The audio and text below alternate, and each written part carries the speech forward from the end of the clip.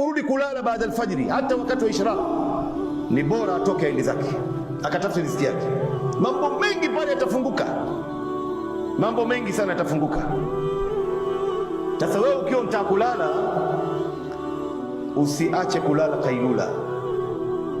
Saidna Umar anasema radhiyallahu anhu, tulikuwa wakati wa Mtume akitolea khutba ya Ijumaa, baada ya swala ya Ijumaa, unakuta msikiti watu wote wamelala usingizi mdogo wa kailula.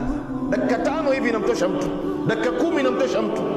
Unalala hivi mpaka unashtuka ulikuwa umeamka, umelala. Maana hiyo inakutosha kabisa. Ndio Mtume akasema, qilu fa inna ash-shaytana la taqilu, laleni usingizi wa kailula, kwani shaytan halali kailula.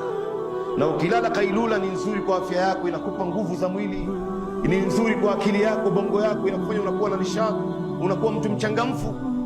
Hata katika nchi za Europe na Amerika sasa hivi, hizi mavilabu nyingi za mpira ambao wanacheza mpira wamewapangia wachezaji wa mpira nusu saa ya kulala mchana, hata ile siku ya mechi yenyewe. Na wale makocha wanasema wanapolala mchana wanakuwa na nguvu sana uwanjani.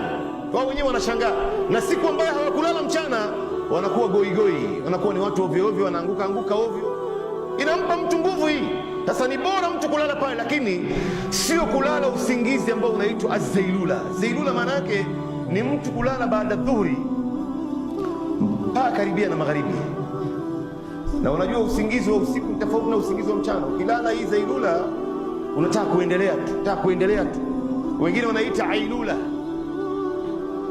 utosheki. Na kila ukiamshwa ukisikia time imefika unataka kuendelea tu, haitosheki, maana haikutoshi. Maana hii tena itakuwa ni madhara ndani yake.